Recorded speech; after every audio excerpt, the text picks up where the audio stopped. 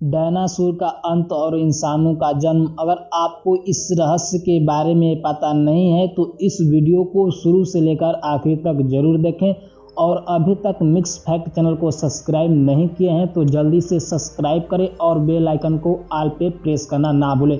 तो चलिए आज की इस वीडियो को शुरू करते हैं। एक समय में हमारी दुनिया में डायनासोर का राज था। वे वहाँ चलते थे जहाँ आज हम चलते हैं। इस धरती पर सांसें ली और इस धरती पर लड़ाइयाँ लड़ी। इन दैत्याकार बड़े विचित्र डायनासोर ने करीब 14 करोड़ साल तक इस धरती पर अपना राज किया। इन डायनासोर की हजारों प्रजातियां थीं। इनमें से कुछ शाकाहारी थे तो कुछ मांसाहारी थे। कुछ डायनासोर बहुत ही शांत स्वभाव के थे तो कुछ डायनासोर बहुत ही हिंसक और खतरनाक भी थे। डायनासोर उस समय के सबसे सफल जीव थे, लेकिन अचानक ऐसा कौन सा घटना घटी कि डायनासोर का नामो निशान भी मिट गया। आज के इस आर्टिकल में आपको इसके बारे में बताने जा रहा हूं, लेकिन इसके लिए हमें करोड़ों साल पीछे जाना होगा और डायनासोर के उस अंतिम दिन के बारे में गहराई से जानना होगा। तो चलिए चलते हैं आज से करीब 6.5 करोड़ साल पीछे और जानते हैं कि डायनासोर का अंत कैसे हुआ। आज से करीब 6.5 करोड़ साल पहले धरती पर मौसम सामान्य था। समुद्र की ठंडी हवा और बड़े बड़े पेड़ पौधे, चारों तरफ डायनासोर के चीखने और चिल्लाने की आवाजें थी। जब डायनासोर की सारी प्रजातियां धरती पर बड़े आनंद से अपना जीवन गुजार रहे थे, तब 10 करोड़ साल पहले ही इनकी किस्मत लिख जा चुकी थी। 10 करोड़ साल पहले एक छोटा सा एस्टेरॉयड धूमकेतु का टुकड़ा जो सुदूर अंतरिक्ष में आ रहा था और वह पृथ्वी से लगभग 20 करोड़ मील दूरी पर मंगल ग्रह बृहस्पति ग्रह के बीच बने शुक्र ग्रह में घूम रहा था। एक बड़े एस्टेरॉयड धूमकेतु से टकराता है और इसी टकराव की वजह से एस्टेरॉयड की दिशा बदल जाती है और वह क्षुद्र ग्रह निकलकर सीधे पृथ्वी की ओर 22,000 मिली घंटे की स्पीड से बढ़ने लगता है। जब यह एस्टेरॉयड पृथ्वी से 3,84,000 किलोमीटर की दूरी पर था, तब धरती से शायद डायनासोर का अंत न होता। यदि यह एस्टेरॉयड पृथ्वी के उपग्रह चांद से टकराता, इसलिए यह बड़ा एस्टेरॉयड चांद के बहुत ही नजदीक से गुजर गया और 40 किलोमीटर बड़ा ही यहाँ एस्टेरॉयड हर सेकंड पृथ्वी की नजदीक से बढ़ रहा था। जब यह एस्टेरॉयड धूमकेतु पृथ्वी के वातावरण के संपर्क में आ गया, तब इसकी रफ्तार बहुत ही ज़्यादा बढ़ गई थी। उस वक्त उसकी रफ्तार करीब 70,000 किलोमीटर घंटा हो गई थी। पृथ्वी के वातावरण के घूमते ही संघर्ष के कारण एक भयानक आग के गोले में वह एस्टेरॉयड बदल गया था। इसकी रफ्तार इतनी ज़्यादा थी कि सिर्फ 4 मिनट में अंटार्कटिक महासागर को पार कर लिया। कुछ ही क्षण में यह एस्टेरॉयड मेक्सिको की खाड़ी के पास जमीन से टकराता है और लगभग 35,000 डिग्री सेल्सियस की ऊर्जा वहाँ एक भयानक विस्फोट होता है।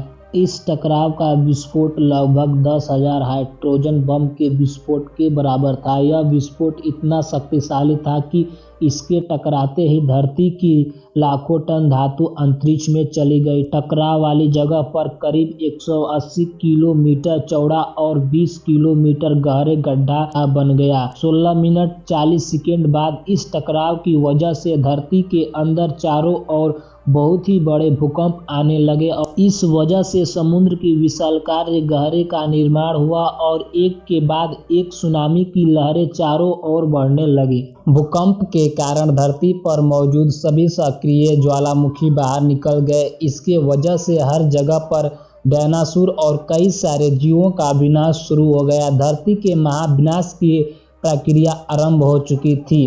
इस भयानक विस्फोट से रेडिएशन की मात्रा इतनी बढ़ गई कि इसके 800 किलोमीटर के दायरे में आने वाले सभी जीवों पूरी तरह से जलकर खत्म हो गए।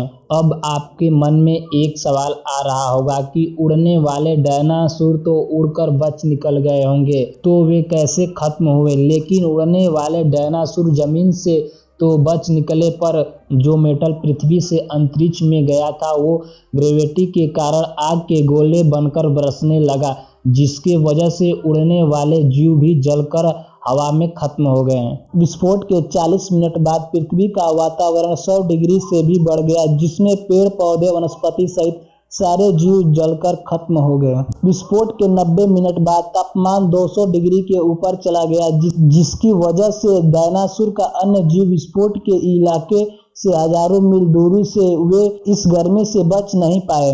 इस महाप्रलय से धरती पर से कुल 90% प्रजातियां लुप्त हो गई थी। वो तो जो 10% जीव बच गए थे, उनमें से भी सिर्फ वही जीव जिंदा रह सके जिसका वजन 25 किलोग्राम से भी कम था। इसका कारण यह था कि इस महाप्रलय की वजह से धरती पर सभी मात्रा में वनस्पति और जीव नष्ट हो गए थे। इस महाप्रलय से धरती पर से कुल 90% प्रजातियां लुप्त हो गई थी और 10% जीव बचे गए थे। उनमें से भी वही सिर्फ जीव जिंदा रह सके जिसका वजन 25 किलोग्राम से भी कम था। इसका कारण यह है कि इस महाप्रलय की वजह से धरती पर सभी मात्रा में वनस्पति और जीव नष्ट हो चुके थे। इसकी वजह से ये बड़े जानवर अपना पेट नहीं भर सकते थे और डायनासोर का काल खत्म हो गया। यह महाप्रलय नए और छोटे जीवों के लिए बहुत ही लाभदायक था। इस प्रलय में मेमन्स जैसी प्रजातियां बच गई थी, लेकिन मेमन्स क्या